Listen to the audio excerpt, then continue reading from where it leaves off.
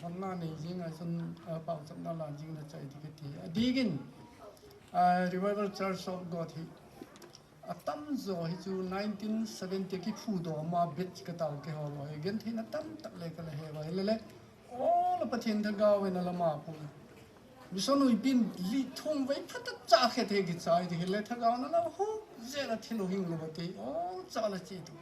อาจารย์กุมสอมนัดตินนาหุยตุ้งหุยตุ้งหิมีเหี้ยมตลอดอาลาผู้ดอกนาวปัดหุยตุ้งทั้งกาวนั่นละหิ้งชัดโตเจริญ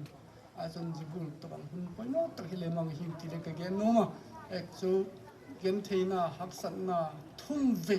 อาจารย์ลีเวตัวบังฮีปุ๊บตะบังอ่ะอาจารย์อะไรติงตายที่ตัวบังเกนเห็นมั้ง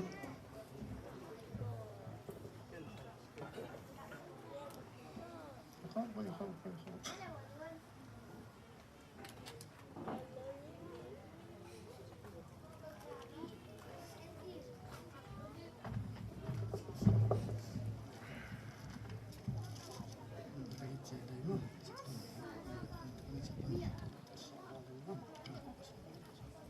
ไอ้เล่ตู้โซเวนอร์บูอาบุงกิ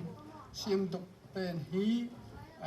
ป้าเล็กจะป้าเล็กเราทิ้งโทมันก่อนหกดกตาฮี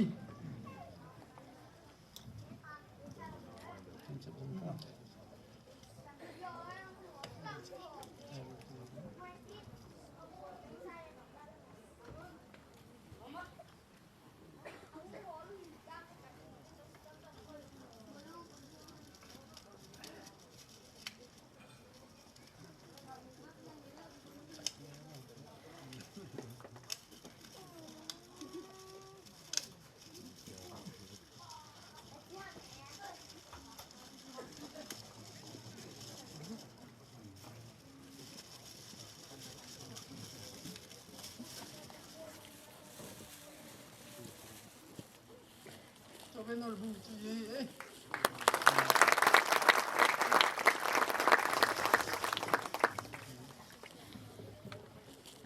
ตอนเด็กบูต้องขัดตังงานที่คนเป็นเราต้องรู้ต้องการ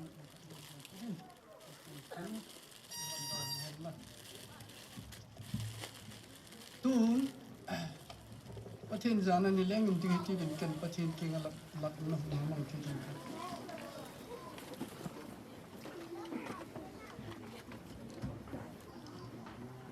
ลัลปามันสมนาดุงินกุสมนตินนา Revival Church of God Golden Jubilee Solidor Bu kan sim do te ta thagau kan su den uti lamin su lo pi na tu zel the de kalal pa Jesu Christan ni phala ron kan la ni oni de chuki ti ti bin a chai na khat ba gen dan again gulin keu RC te hallelujah 이게 밥 제도 이제 해 되는 되긴 할렐루야 이 헤브라이 파워 히 sabdechun praise the Lord in highest ativa ei paw chun pathin lalpa pathin chu chungnung pen ta hen ti na hai dim chu hebrai paw yeng le pathin cho hin la ka sang pen ye kin sovenor bu I hon na ki pa chi tu ti sak na digin chun hallelujah tung ve samiti kun chai na la yeng tha hallelujah hallelujah hallelujah le lon pa lu pina chai ta le ti golin tu in golden jubilee souvenir honna le latna reverend kailum ex moderator apaksan pathian mal som na dong pumun hun chu mat sai hi ta zikin tu hin souvenir bu hin bangol gol kiji ke ham ti tak latna som kim eni pek dingin reverend linte editor souvenir aman ahun hongmang tadingin lalpa jesu minin iba ko ta hi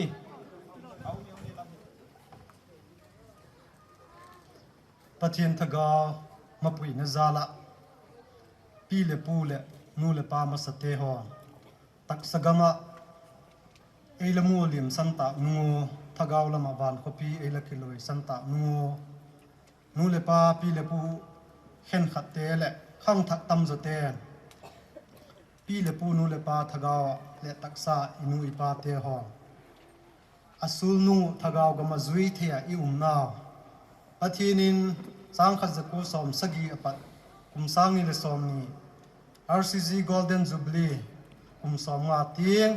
ei pui tung tu le sung Jubilee sung I hon naw chon theilo he jing na sung pathin ma pui na idon na hondo na la na inei zo ta wa souvenir ei ma mimal le in chi ta RCG thagaw gam pathin nei ma pui na te hole le kha thu mang ta lo ding in muna souvenir hondo na te ho mang thea damna to imau ei pui tu ipau pathin lo pina le chorina chang ma sa hela tuni hi Golden Jubilee a hi zekin Secretary Administration in again ta golin tuni hi tu gian na big chum lo hun phat mang te ho zo si lengo ji ading a hin ki khom hi na wain ken le poimo tak la dinga loi paten celebration Golden Jubilee celebration committee ten hunai pik dung zuyo hun chom khat mang ding ka he chon chief editor Reverend P Kam Lam Vai Phe hi sia lo na zekin na hong pang thei pu hi zeng tamale editorial board te ai lo le RCG Golden Jubilee souvenir committee le ka kitiwa member chan pi te pu mang cha vai Phe editorial board member nga Lili Chin Biak Hoi joint editor chule Tangwal Pau Sonlal editorial board member Amal Pathum te hi aumu justice chunglam hin ehung din pile chunu ti hi amasang pang sila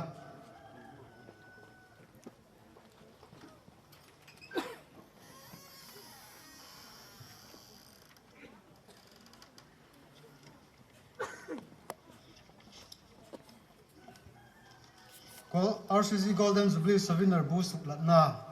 chamki ma kahung nei masangin adam le souvenir adding a greeting message is pick to te mi som khat ai ko chum pol chum pata le ima RCG sunga ki pata leader ki goma mi som khat ai wa ama som khat te le RCG Golden Jubilee souvenir adding ma topic chum ki pi ai dung ziyu article ai je pik tu te mi som le ni ai ki tu amau si hi ke ma editorial board ten le khabu souvenir bu pakhat khatin present ding ke hiu ti to ka gian masa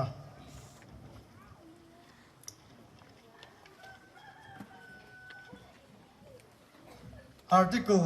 kizik te hi pakhat na dingin editorial board te thunei na hi ti souvenir committee in thulem sakna akinei dung zuin article zo se hi sodinga phat sak lo auma jikha committee ten ka gi en khom se ko ka gen khomo chun akisu lo loi le aum hi ti hi ama sapenin sukla na khom ne yo apaninan article kizik te hi punctuation spelling grammar suk dik ding khan khat mu a hi jite akisuk dik be khilovin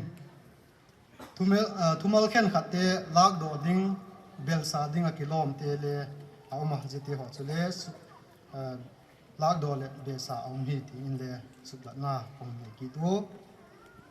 apathum na dingin RCG chanchin le thagaw thusuk zo se hi je Golden Jubilee souvenir buwa hin kizik seng lo di kisu seng lo ding a hi ti chu he sa hi je bek chu hi lovin RCG history hun tieng hi mi khen khat te adam na lai te big takin vaksim dinga vak he dinga kilom bek lo aum je kin zani vice moderator in history neu khat abak gena zigola khan gen tho kha barber kha chu lam khatin a khok lo na hun tiang umma le written zik thonge a hi pha le a hoi zo lo hun tiang umma hi zikin study hoi devin ka bolu zik chun thagau thu su ma hi lo le history him kha zik ding tam ta le zo kha detail ki zik thelo a hi ti hi mission nu le pa te le tuni huna mi pi hung khom te ho khang thak te ho he dingun le ka wak ta lam ki tu zize ka chun tu chung sovinara kitak lam lo khen khat zeng ma le keu editorial board si hin committee kan nei na wa chun mission pui tu te loi paten pha asaku hi chun thagau thu sok te ho le mi min sukla dinga tu keun ka sukla lo te ho hi apoi mo hele ei ma in sung thu bai ba ko chom padanga polama tho do lo dinga ji ding poi mo asa ko hele loi paten jite ho chu eung sai pi ko handang hizoleti hi ke mau ki pata doi sakna le thupuk na hi ti le ka wakta lang kita History of Revival Church of God RCC Chanchin zigna hin khang lui deu te ho hi personal interview theding le hun ting chu auma zeng le zigola amau ki pat interview a source material valak sang khan written nge ya kizik ala kizik sa le khabu khen khat te ho hi ki en ton zole study la ki bol sa hi dung zuin hoi zon ati in ek chun le khabu hi chu e ton ding ya tampo abik takin le khabu pali panga akena jete la ka chun bibliography deu danin je le khabu ka wak e ton teu chu hi le pakatnan RCG Silver Jubilee Souvenir editor famta pa khone Silver Jubilee Souvenir ka chu anei lo kitam zu dingin ka he Jek chun Silver Jubilee hi pakatna na ki entona apaninan RCG Ebenezer 40 Souvenir editor Reverend Kailum Vai Phe tua hondo na ini pik tu pa editor hi na zile khabule ki enkita apathum nain thagau thiang tho na sepna le khabu published by upa pautin lam akite zihin limna chanchin tam deu mu ina uma jik chun jile ki antona apali nain Vai Phe laka halna revival chanchin editor Reverend S Ginjalam Vai Phe amale ilakun hung panga hununung editor pa ale khabu zi nge hile in main asar ten adoi iumo le lak the dingin neu khat copy ang pu ji Reverend S Ginlam zi to pali a he chule tamlo cha neu cha RCG CRC Ebenezer 40 Souvenir in le abak ke na ma wa hi tamlo cha khat akilaki ta ji pu machun le khabu panga abik takin eton a hi ti to ka wakta lungo je le khabu ken ton pali panga te hi mi chum chi a hi be pu hi lovin asunga thu te articles topic chum zik te hi mi chum chi a hi ki to je ka chun zik tu te writer's perspective zik tu te mu dan hi akibang su him pu le khabu khat jeng hi le topic chum hi je ka khan aje ko hi hung ki kal thim akibang lo ti hi et to ki hak sam ma ya masang lai le khabu la ji hi saw hi zila hin amu kha ji jemu hi study hi ala hat bek lo idm ti thei phi le hin confusing theina hi tamama zenga je ka chun haksa himale study ka bolo jete tok le suk tok hi chu thil haksa tak chu hi himale adik thei pending kha ake je la hi le ong ki tuk thei ding pen kha hi chu ahung uma ji chu ji ai mai se ka he chu 100% dik su kinati wang chu gen ngamle on healthy po azing chu le khabu e tonte ki patakhat vak sui do hi hak sak ki tam tak mai ji kin ti le mi pi te hon i he thiam dun pang chil ki ta chun akum amun ahun aphat ki pi te ho hi le akibat lo na hi sau sawa zile khabu pathum pali te ahin kochum revival to na le mimal chanchina pat phataka ki an tokin systematical dewin gol tokna arrangement he ki bola je ban ki ta chun aboi ki na khat chu et sangnan loi paken khatte chu kochum upa le kiti ahun amun ki banga khan reverend le ki tikita pastor le ki tikita a big takin particular takin example pakhatin soi khothang upa soi khothang akitina reverend soi khothang akitina pastor soi khothang akitina ti hi te khabu chum khan ahun a phat ki bang le a title pen kha ji kha masang nu le pa te ti ta lo tua ko chung upa dam na lai te ho jeng hele ordination a chan kum ki hetalo ti hi tamma ma jing hi ji hi zo hi yau khat le kha zik na lama hin ahong fel zo lo na hak sat na abul na yau cha i het na chungun i wak het ki dingun i wak ta nga ye ka chun zigula atai ti lehem ahun aphat akum kibang deulo again dan chum te o khoi dewa lekabu pani pathum te khang ki en khoma hung ki en tokin adik thei pending agin chat seka ji chu ki koi mai hi ti to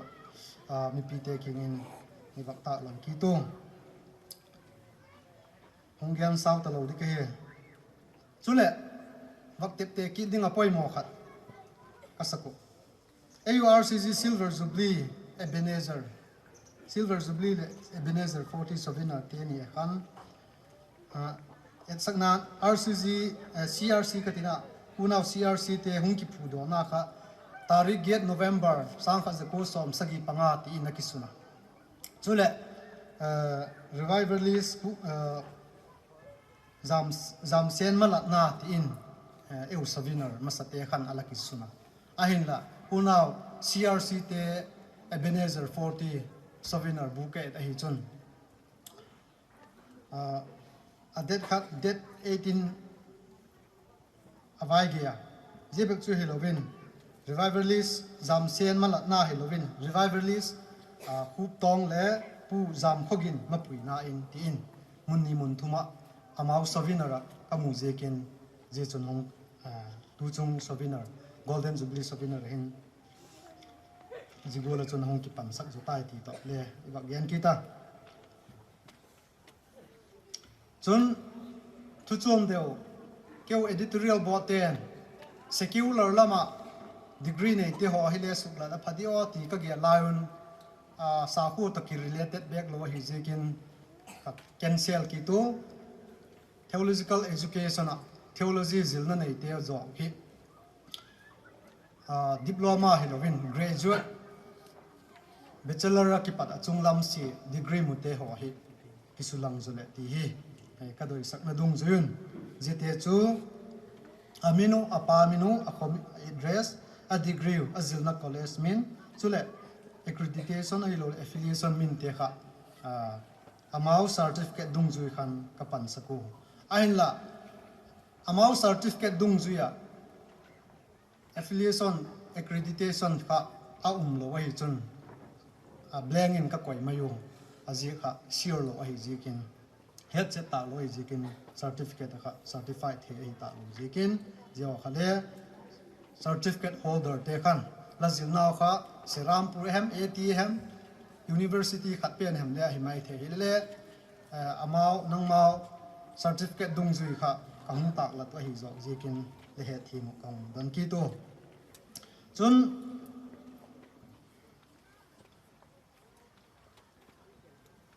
kochom RCG kochom hung ki khen na te hi zik no chu hi po zik nop le nop lo thu hi lovin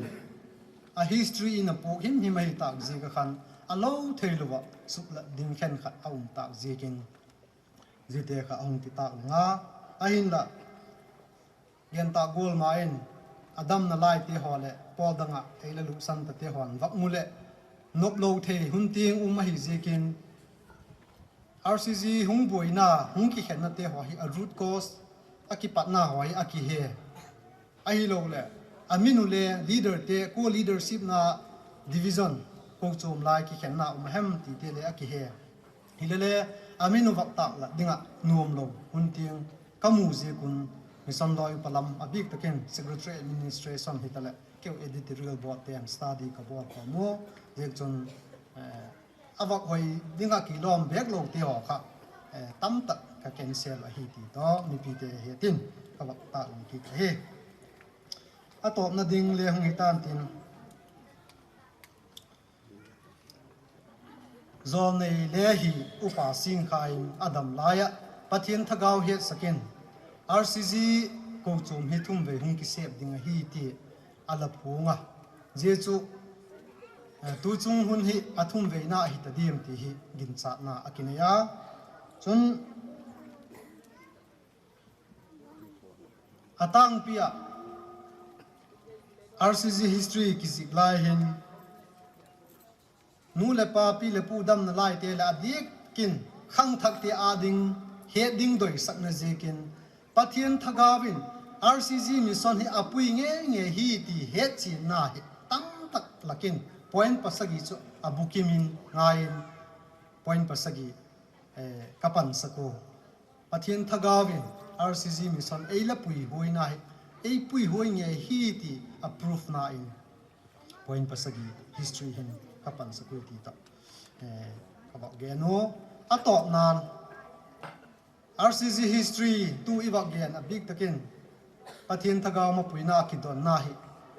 aki line aki mu line adikin keima editor hi na hin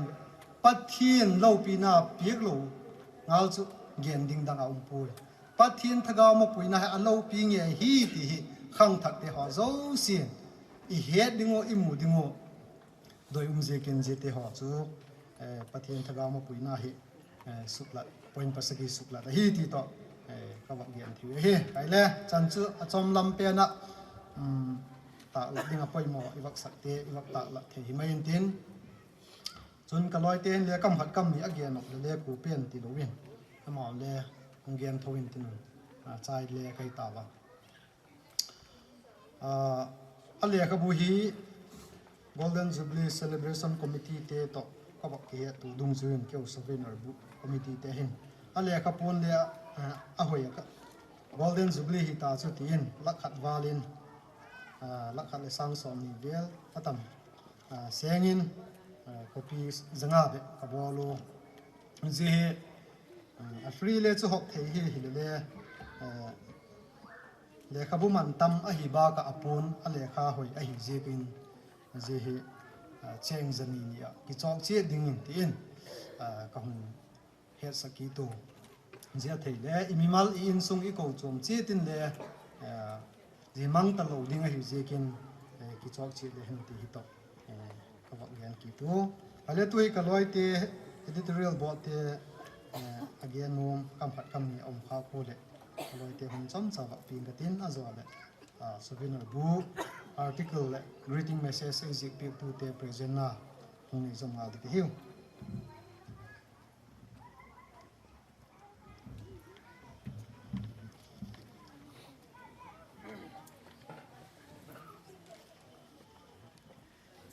Hasan,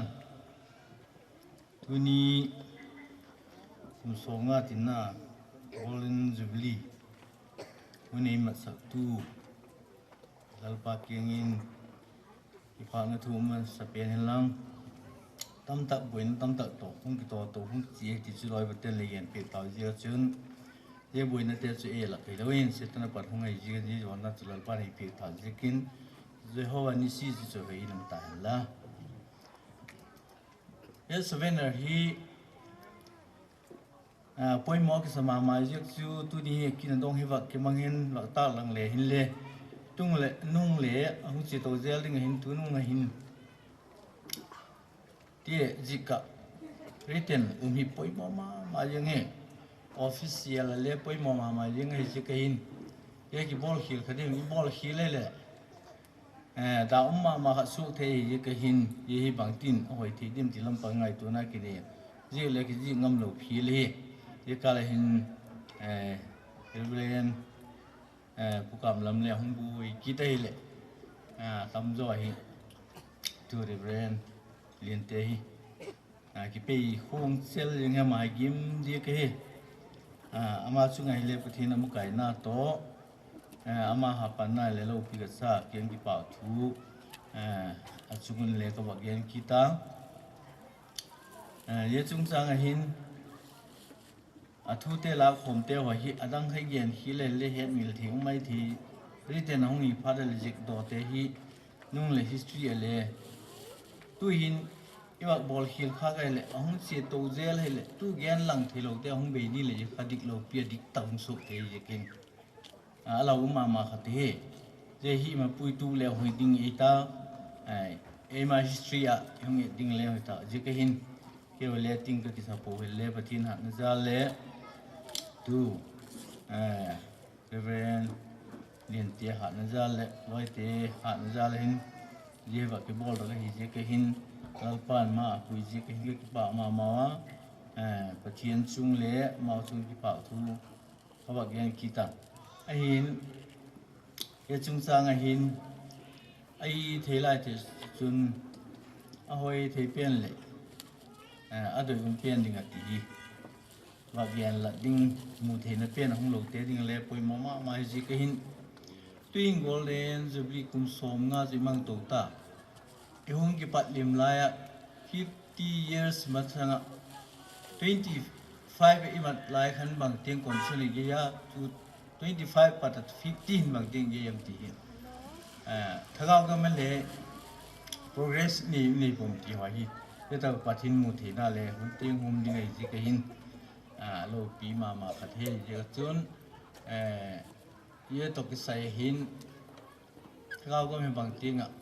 hung wei lim lai i po lim lai sang tu tieng he bang tieng khang tong tam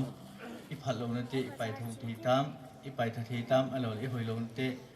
i soi yo tam alo lalpa ari honi mang thi tam ti ha hi lo pi tak mai ji ke hin hi honi wang mat na wa hin so ven hin kun ti pang ding hi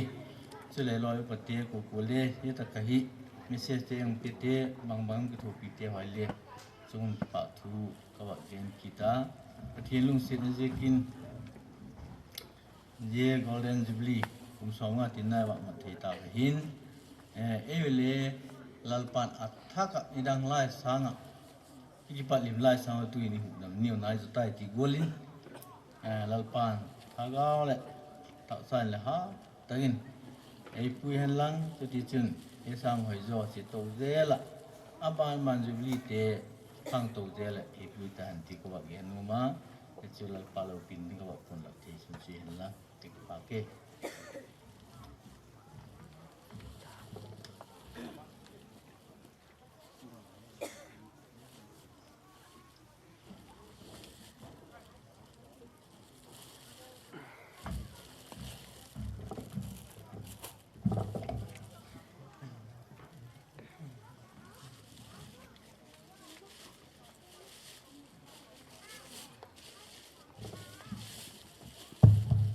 khai le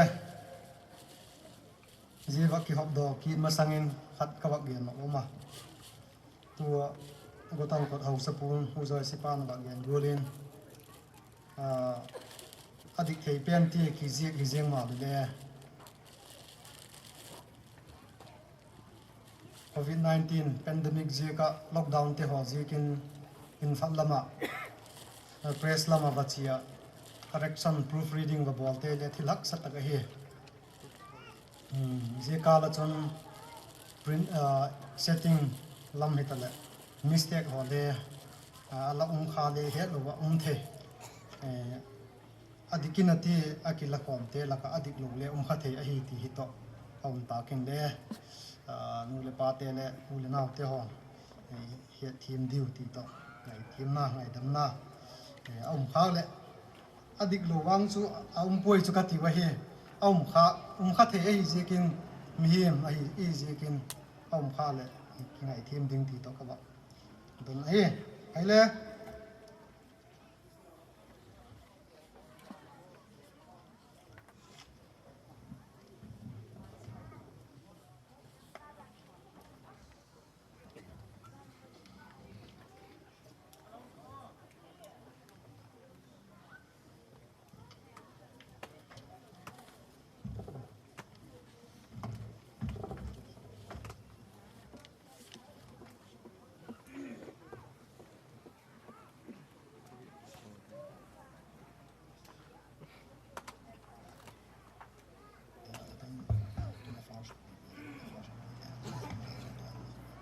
le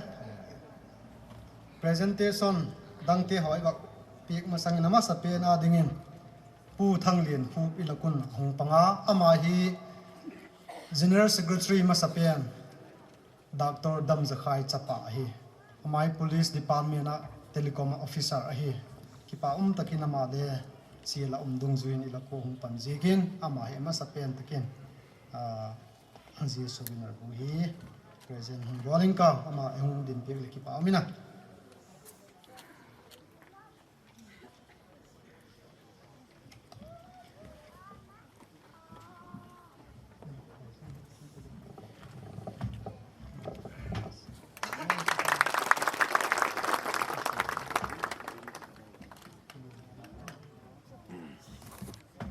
tuhin apani na dingin pu kung chung upa lehi upa songlin thang vai phe inspector MCS amangi le MPS amangi le je sobinar buhi apani na ne kisan building ni kau ta ai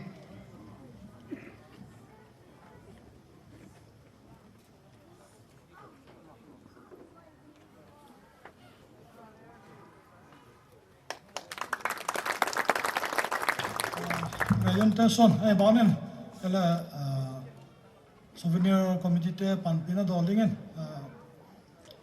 asigan copy hina dolin sanga um tu pi kai di ko ai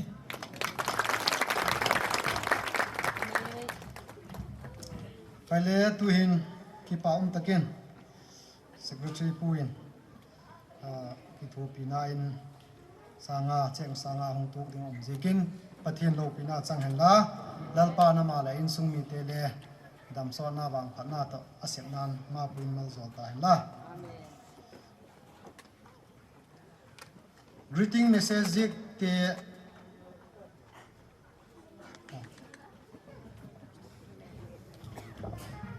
tu chu ku som ni tagin tingol cha tu ka kelle tu souvenir committee te ke ga hin kapan pi na dani sang ha ko ka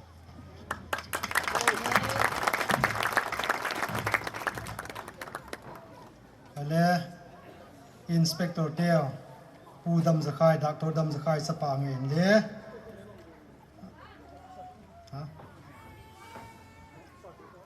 officer telecom police officer ama le paisa dangka sanga ahung tho jikin pathinin akise na chungin ale tam takin ain sung mi te to dam so na to wang phat na to pathinin ama puin mal zo ta hen la phut vak beng tiu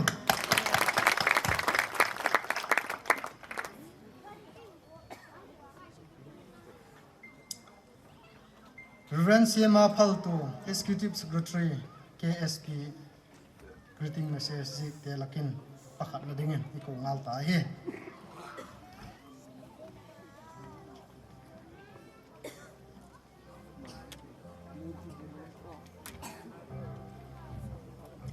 Tu hin cho ama le ata ma ki chai ta JP te Executive Secretary hi ti to kawa gen ta hi.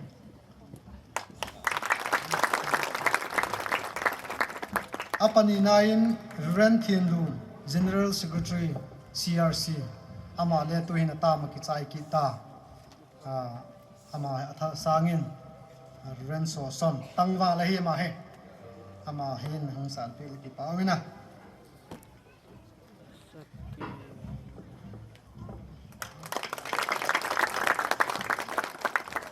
อาปฐุมนั้น Pastor Lalmoy Vaipe Manipur Area in Church of God Full Gospel ที่เฮอามาอาหุงไฮเล่หุงอินทินหุงโลวะอินซุงมีชนาวลำเดียวอัลลาปีกเทอุโมเล่กิซุงลาโลเฮลินุงไตบักเล่จังกิปามินะเราเลยออลินอัลลาทัดตั้งกติวิปลีนาอินเรเวนเฮรี่มูลล Executive Director EOC อามาหงะอาหงเราเลยอุณา EOC เขาชมลำปัดอัลลาปีกเทดิ้งยูโมเล่ยังสารปีกเล่จังกิปามินะ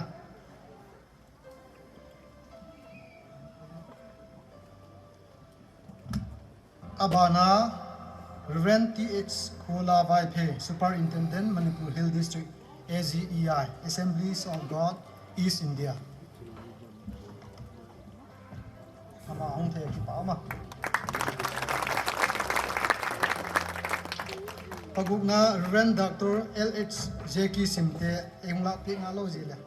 Superintendent, Manipur District, AGEI.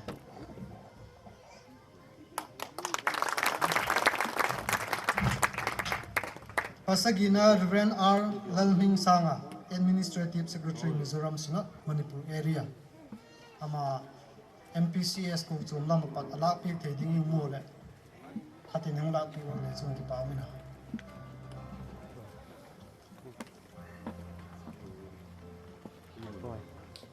Ki pa ma. AS pa hung the lo ma le asam pi the di ka. I Finance Secretary po upamang lunaw pa ay ipame.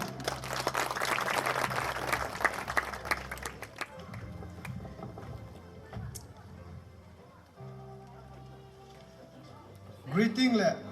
article Z tiya hi Z kahi tuhin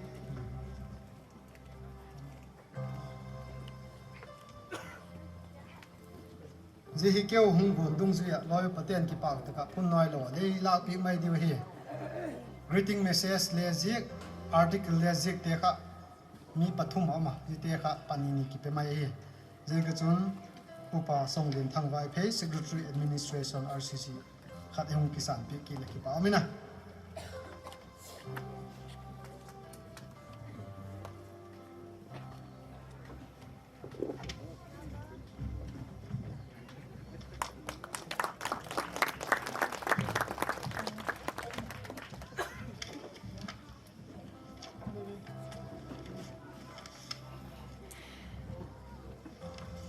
apako na dingin doctorate thaklik le khat in ayo ilako hin souvenir is zikla khana la zo le chu souvenir hi le pang man ding he imale vai nu le lal pa ni pe ren doctor khu kam vai phe executive secretary RCG ama le ang kisan ko ki pa amina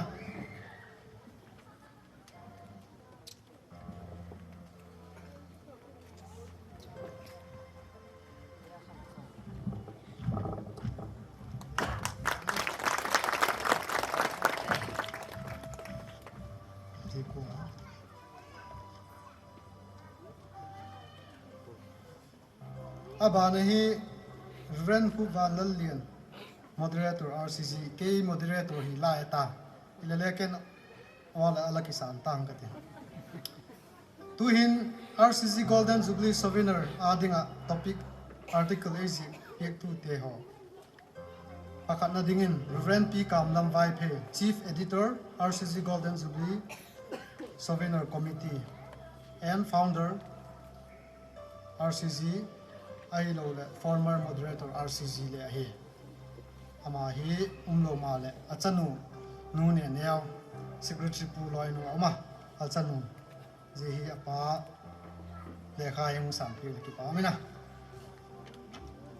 nu ha zemi yau me atunu nu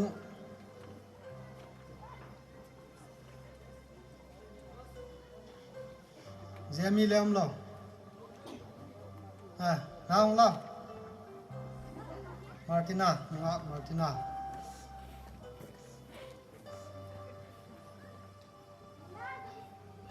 apu hung thelo ma le eila dam pik zikin lalpan dam so na pik zikin pathin cho he comment lalpan ma fu zing la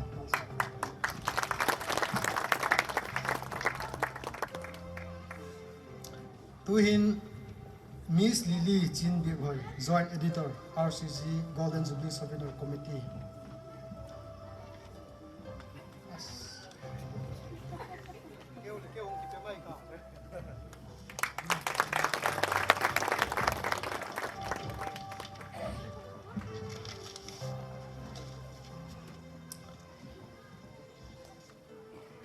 Abana Ruren Kailum Vaipe, ex-moderator RCG.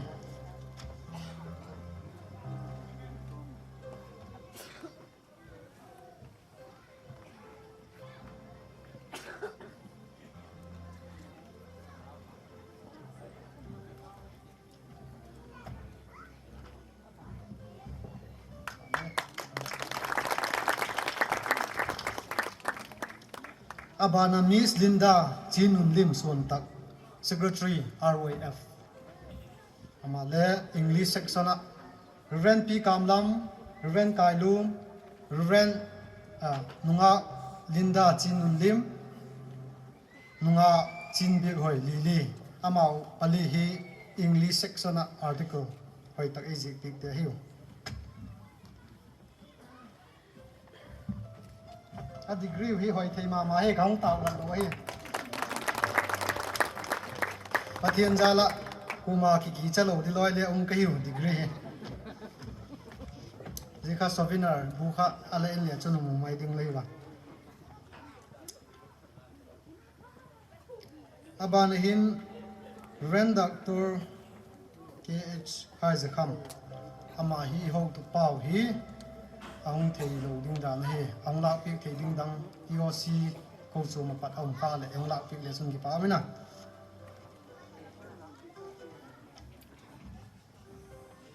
executive secretary pa to ki in veng ki nai pe nei wa hil town ge lei wa aloi khat dei je ki na ma ila pi ta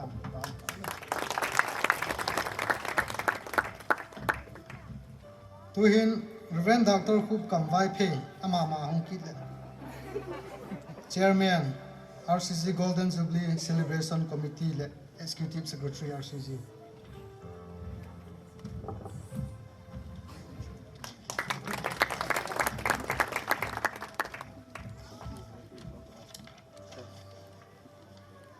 Abanin,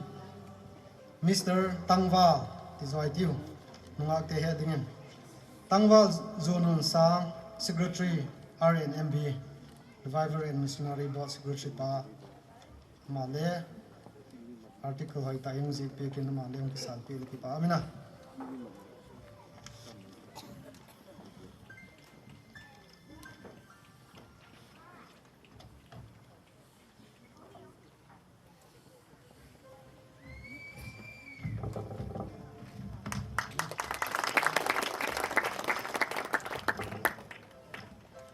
tuhin kyo editorial board lakakipata Mr. Tangwal tikiti Tangwal Pauson Lal Vai Phe member Jubilee Souvenir Committee Chairman RWF ai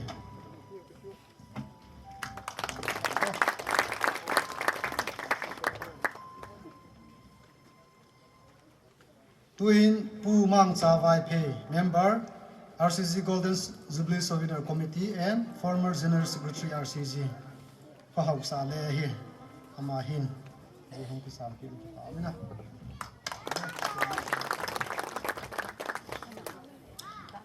Last second na dingin Reverend Mulay Pa moderator RCG AS Elimpa le Batang Kot Bill 2 Pastor. Amale article easy pig hi.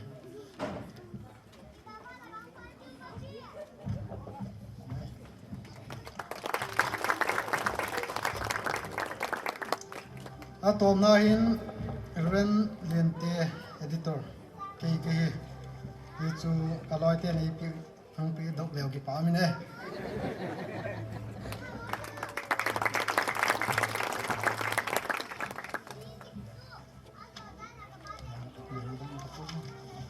hai le ji si chu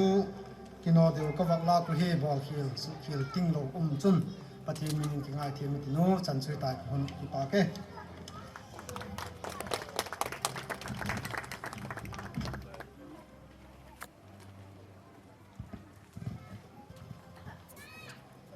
le ki pa ko ma souvenir bu gel la na hun yo mang sai thei ta achute ho hi ki pho ma ta ding in sa ko ma pathin min lo pin a ding ileng ta gun pathin zanan wa ding si din akize thei wa kize ti win akisang thei wa kisang ti win tak chule program aban hi wa chi thalew hen phan tin tuen pathin soina la khat tangwal veven mul kona pada wa ngai tha tin ji jong su le mission sunga te te thei dinga umte ki pa man pik na hi Reverend Dr. Hukam YP Executive Secretary RCG in pun Ahmad Mahina Man pathin soina la sadingin ama su pun wa pe tadingin ka wa ko ta he pathin min lo pinadingin kathini dilawsa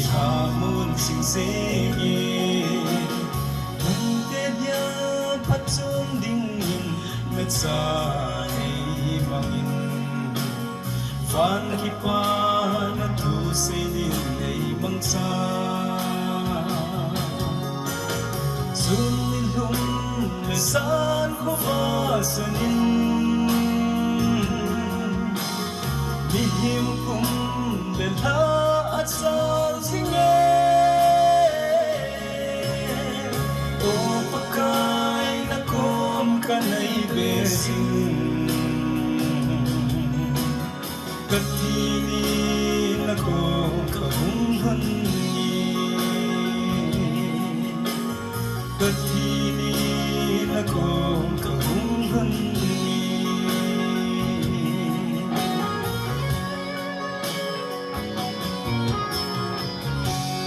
rồi na chú lên ba chân tay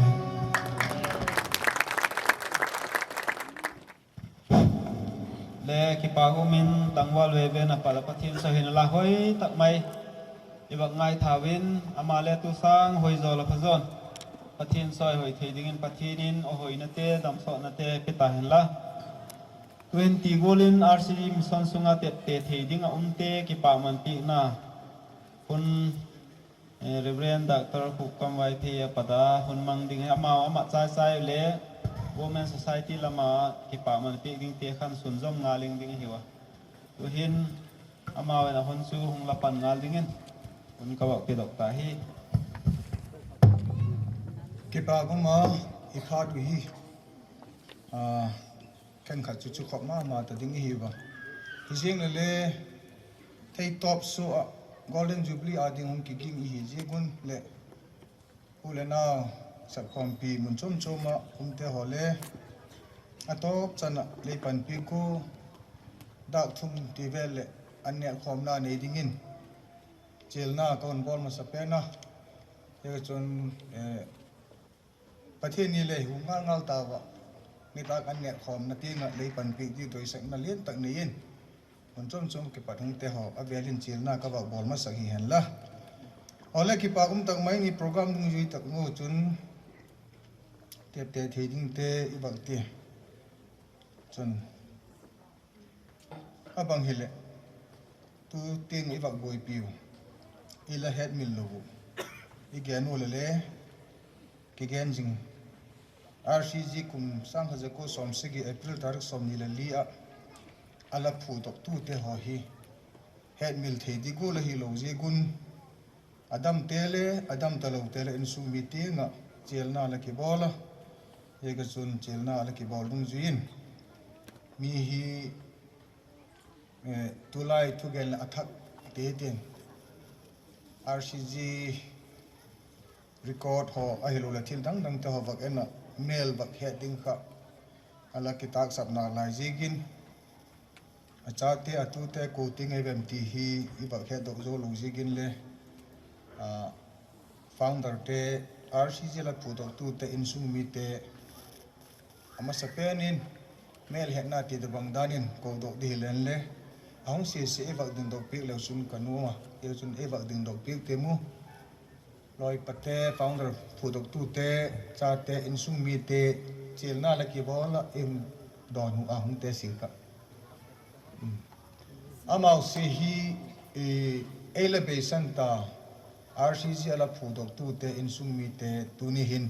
chilna ipe ba maule ki pak taka hungte hi ji kot ma sepenin amau chung ki pak na sulat na in ikudu wak ben tim ti ba kiti kimele ki pa oma patelo pina changen lang chun I wak pe ma sango hin nunga ne ne klang nu pa hung hen lang chun bangka wak pe dok ding hi ama sapenin founder te e wak pe dok pe ding hin ilago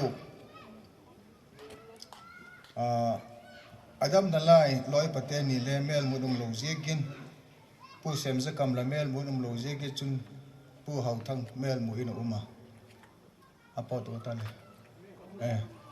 pu hau thang mel mu ina uma ye ga chun ama hin chairman pu hi ki pa na thil pe ka pe no mo achapa pu gin jakhu hill town ama pek jok le ipek jo le chairman achapa hung lo emo ma hi chan atunu jok ha atunu ahunga chun ehung den dok pegin tin pu gin jakhu ai sia lo jigin hung thei ta po chun atunu te ten ilagon hung thei jigin ikipago ama hung hen lang je thil pe hi ama sa penin ปูเฮาทั้งหงหันลังเจทิลเปกหงเปกดอกเปกเลยจนเก็บปากอุ้มนะอัทุเลหงซิมทางกตินอามาฟังดอกเตะหอโจเสฮีอัทุหงกิบังเวกดิ้งที่มาหิตาอามาสเปนหงซิมทางกติน Revival Church of God to be Tagawin Dim Zata Un Head Jingna Kipak Tilpi Pugin Zakhu, son of late Upani Hao, Chairman and founder ICM RCG, Famta Pu Upani Hao Aloy Dang Tok Mi Sompani 24 April 1970 Kumin Sadar Hills Zwar Khon Independent Church of Manipur ICM to a Revival Church of God RCG Kitihi Thagawa Lungai Le Beidong Te Kiloi Khom Dingin Hat Sanatam Pitho Komin Alapu Dogo Tichun tu hin Patien Thagawa Mapui Nadong Sing Pumin RCG Kum Soma Tinna Golden Jubilee Kipak Lelim Tagin Lom Te Nahum Kim Te Tak Ziegin RCG Paul P. Putok tu te lakin alap pantehi head mil thading go la hilo jegin ain sung mi pugin jakhu kengin je he jingna ke pa thil pe khi tuni der som ni ko November kum sang le som ni kumin ti munjang ko mi pi le pathin he pi in ka hun pe ve hi anut se an sung mi te hi lalpan pi jing hen lang wang phatna la lotin na in ama hun pu ta hen ti doi sakna thu to lanin ji het jingna ki pa thil pe hi pe ga hi hallelujah amen loi papu amma sa loi pu hau thang ni hung pe do pe le ki pa mina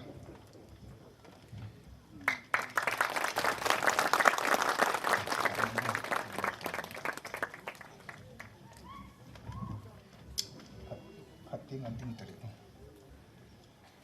Abanin Pu Thanglin Khu Philtown, son of late Dr. Dam Zakai, Secretary Alapu, Secretary Masapen, Penahizegin, Pu Thanglin Khu, Hung Hen Lang, Atu hi tu akisim gold chetri tak zigin, Amahi, Pu Dam Zakai, Secretary Masapen, Akifu Dok Kumu, Secretary Alahi, Chapahi Tihi, Kavak Ponat Kid Hen La.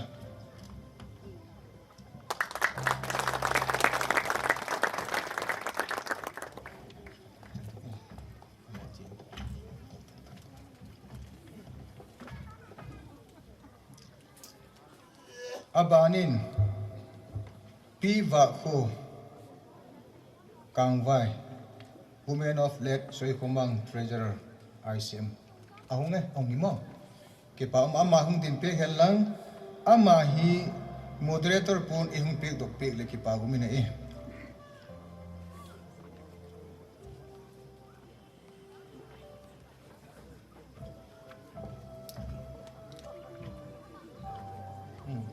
Atu hong kibang vek ay tak zikin dami ni kimutova head jinain amahi pu soy kumang treasure alama sa pen alahihi upahan ni kam turbung son of late pastor soy katang ahong imo ama ehong dindot pigin tin amahi Municipal Secretary pun ehong pe dok pe leki pa umina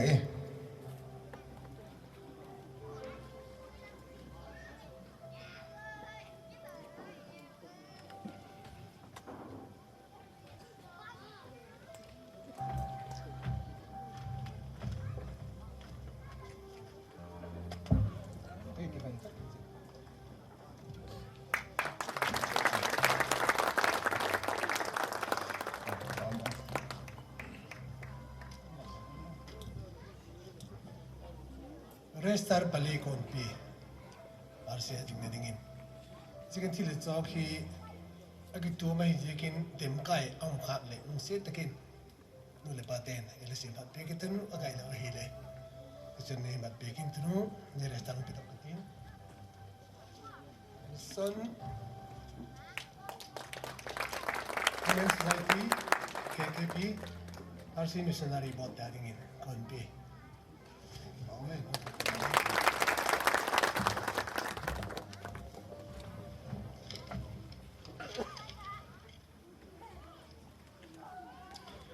abanin pangatin na ay nu Becky Hilltown amo ahe pu lamzakhu member Becky ahunga ang loma ang ta lo hile abanin Pizo Kim Hilltown Women of Lake Hugin Japa wife of Hugin Japa member amale ke pakten mel mo no ma hung thei jikin je thilpe hung san pe le secretary pu ma man hung pe to ki le pa ne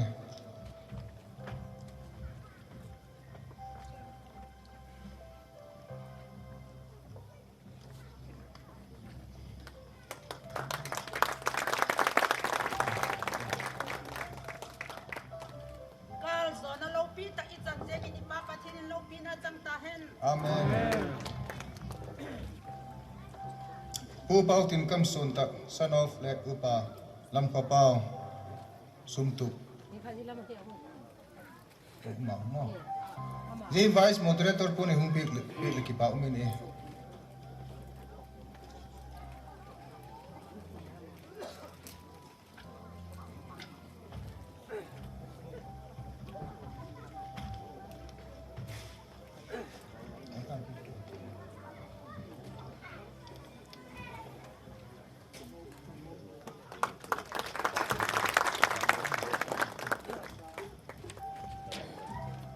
thu hi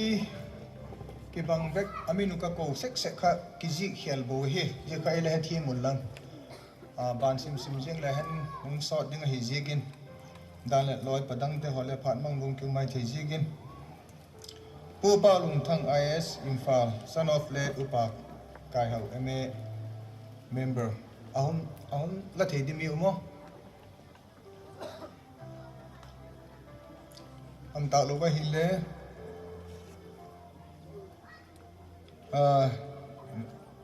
Reverend P. Kamlam Imphal Amahi founder khat alahina tiketonin head jingna thilpe kipenoma ji hi pu thanglin khu secretary masapen chapa hina dolin pali te se pathum te se man ihun pik do de male hung ding do gan lang pu thanglin pu hung ding do gan lang pa he jing na zalin mi pathum te pe ding pik ding na lai ama i kha ing hop dok pe le ki pa min tin tu hin Reverend P. Kamlam insung mi te ama hung lu hung zo lu la me lung pe ing la me lung pe ga e ta hin hung ding ni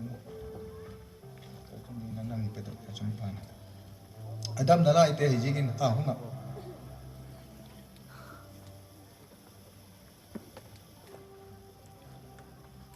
ama P. Kamlam chanu ama adam lok jigin le aha zo ta lok jigin hung thei ta po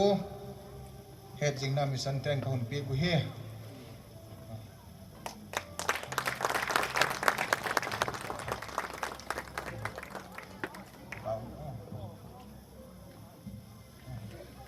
abanin upa ka hen timunjang male dam na lai founder RCM dana uku khum nu kha ome ticket lo ma ai le pu pau khai phoi bi son of le pasal khu khone pau khai ang ta lo ba hila dang insum mela theidum la hung la sun ki pau mena je le pu thalin khupin e hun hop e pe dok ding ni bang chela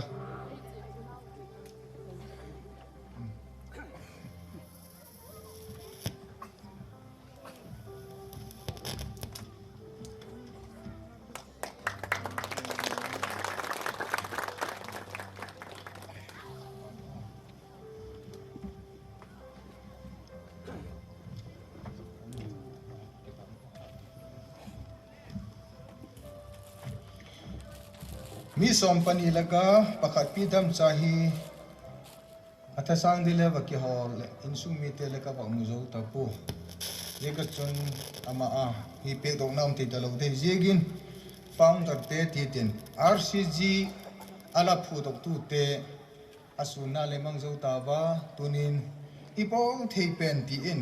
he jing thei na dinga ama win le ele tep te jing pik thei na dingun tep te na he jing na le kha memento ti tin ibak pe tok zo ta wa ki pa uma pathelo pi na chang hen lang chun RCG sunga song pakhat pe te hi mi tom cha chu ki thova hi jeng le the top su a patien le ama taksan na akingak na tha tham lova som ba pathum pe hi mi pathum tel do gen uma ni dang gola khan apetam asat tam te ho le dang dang ta kha ke bol chom ta po tu chunga hin kada ki para thum te hi tel do gen uma ye te chu hi le pakhat na pi ngai kim chief of team munjang lak ni le sang som nga le li le jali le som thum ni ong se dok zo wa som khan on pe dok zo wa apani tina pu lb jafet vai phi aizalon lak ni le sang som le gup le jagup ong pe dok zo wa apathum tina upa song len thang imphal sing sagi le sagi ahun pe dok zo wa ama hi apathum tina hong hi tun ama hi pe dok na wa ngai ki hitivin mission headquarter lama ki pada til pe ding hong ta ji ke chun moderator hong ding dok han lang amau til pe na hi e hum pe le ki pa umin tin ama sa penin pi ngai kim chief of team munjang lak ni le sang som nga le li le jalli le som thum ni hi pathin a ding som khanong pe dok zo ale hi pa ta kala an pi di pak cha khat le ka hon pe ve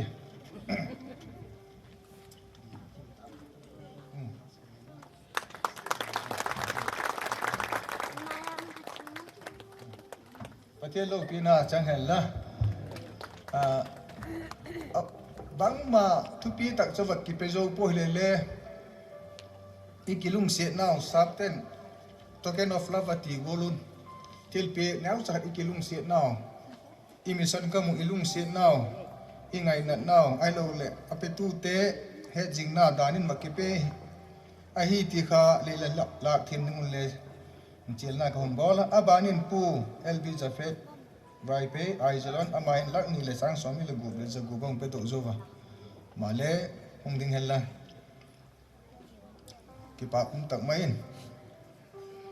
pathinin le on pe tu te ho zo si ale tam te ke hun mal so men lang headquarter te ka ki pa kun ye ka chun head mil thei di ko lo je kan ka hon pe wa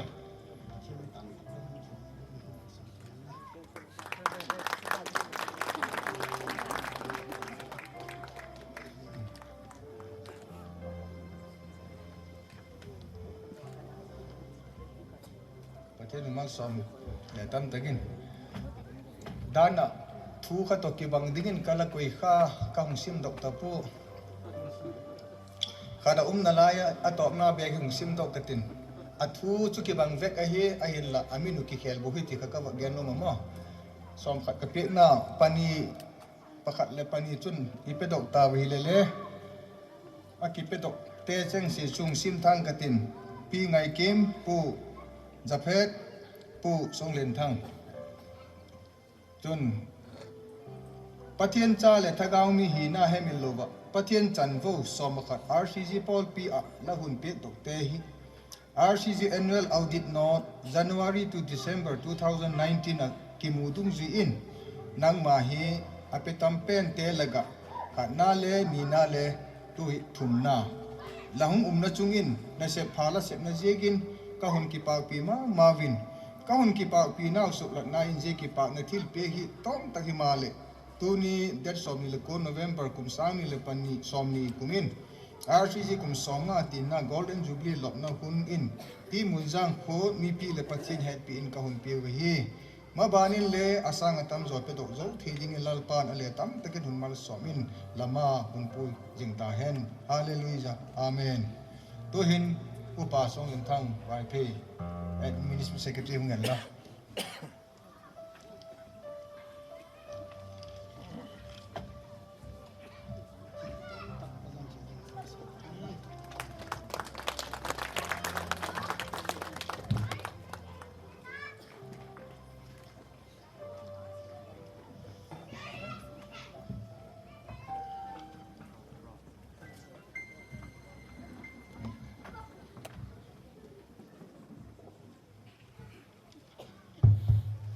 hin abana RCG tom cha akihi mitam le ki hipo iwak mit chinele akhojo se ki muso ing the hi ale zela khan khonel amile tom pen akhosungale mi wak simdingale simdile wa talolo wang hoi phai ko chu amau hi 2018 ki parsa 19 sunga hin 70% apik dan hi a clear hoi ma aban ki da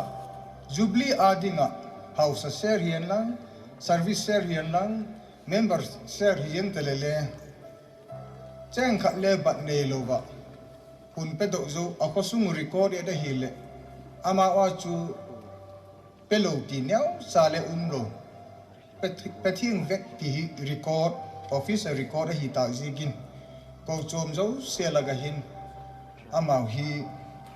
pa chana thu hi pek lo thi in ka gel po ba yega chun wang hui phai ko chom te pek na ding hin je chung chang hin nastak mai tom mai hung su a pan hung la hung hi ki da hi le mo zo se hung pu a office centralized hung bol nu sam boy finance cum treasurer ama hin all in finance lam to ke sai mong hi ole ki pa nu mom ta ka se yang ama hin to mai so in account khoi takin maintain in ahun pe dok thei je gun pa cha na pe lo thei in a ki gel po je ka chun wa hui phai ko chum te care of in nu sam boy ung hen lang ama hi finance cum treasurer avak hi dung zuya official tak maya communication hung bol le record ala hi na to ke tonin pe to akinoma ye chule moderator pum hung pe kit mai hen lang athung sim thang ka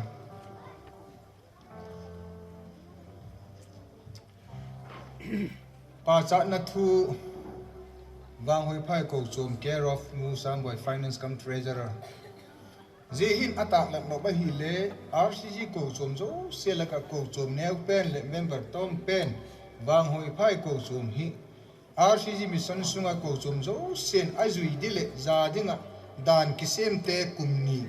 January 2018 ki pare December 2019 sungin mission share 70% jubilee share nimal le ko chom chule house share tengin bukim tak le fel takin ahun a head office in ahun submit thei gun ko chom te chungin mission ten pa cha na le ki pa na su lat akinop jigin je pa cha na thu hi RCG golden jubilee lop hunin ti munjang kumuna det somni le ko November kum sang ni le somni ni pi le pathin head pi in pe na ne hi ma bana le je sang a fel zo le hoi zo digin ahun sep do thin dingun le ko chom dang ten le ahun et tono na pha ahun sep do thin dingun lalpan wang hui phai ko chum te ale tam takin mal zo ta hen hallelujah amen ung hen la je ung san pi le ki pa umena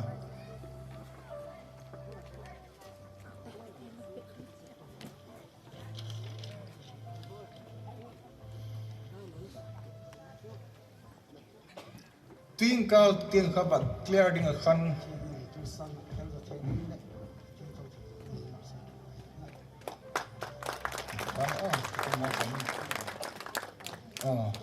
golden jubilee hi kipa ta lokding akiti la in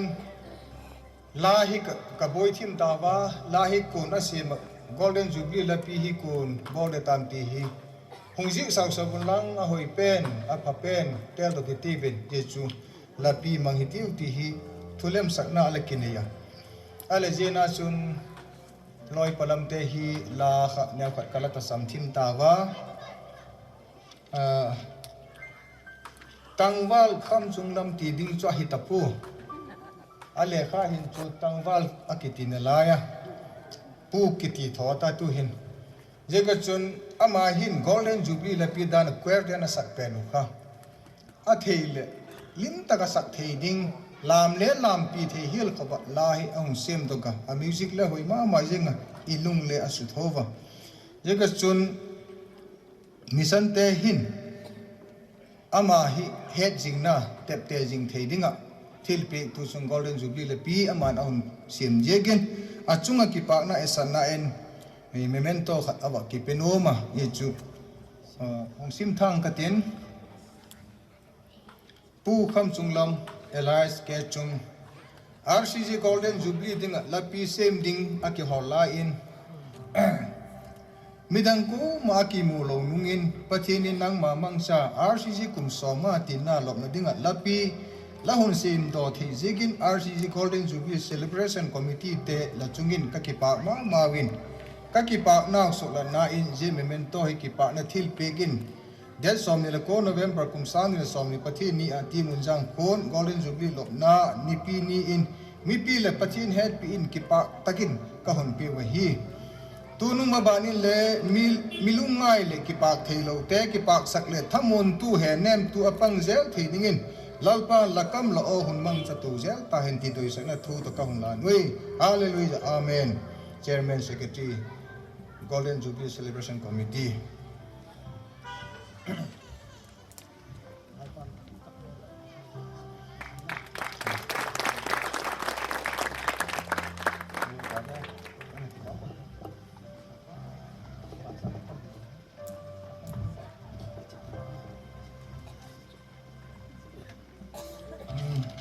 ding ngal to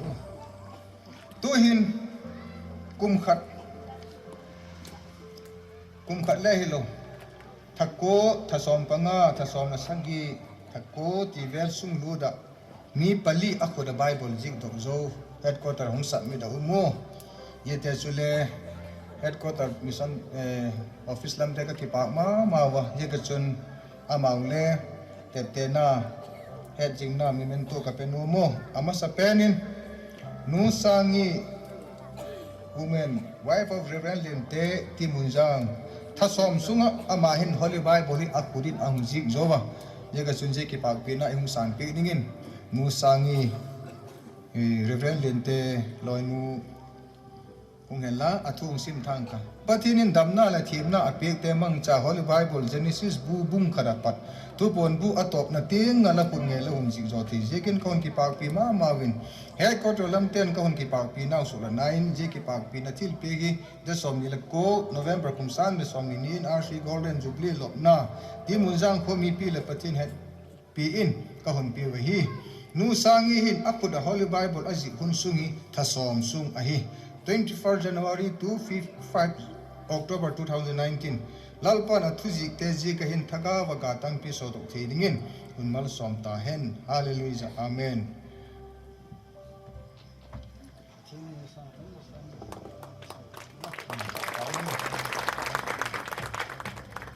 ahong submit ma sa hong submit nung ke bole far second tina ai poi o ama ahong submit ma sa pen a he abana hong submit kit a hi le nu sam boy wang hoi phai ama le e hong san pe kit dan la nu sam boy wang hoi phai patinin damna le thimna pe te mang cha holy bible genesis bung khada pat thu pon bu atop na tinga hong pot le phan e sam boy kasim zo to ki to ing the dinga la kut nge la hun zik zo thei jekin ka hun ki pak pi ma win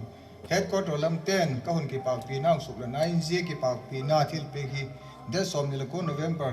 kum sang ni la som ni ni RC golden jubilee lop na ti mun jang ko mi pi le pathin het pin ka hun pi wa hi nu sam boy hin apu da holy bible aji hun sung hi tha som na thanga aluda January tarik som panga ki pada January tarik som panga kum sang ni som pa ko ki pada April tarik som pa ko kum sang ni la som ni ting a hi dal pa na thu ji te je ken thaga wa ka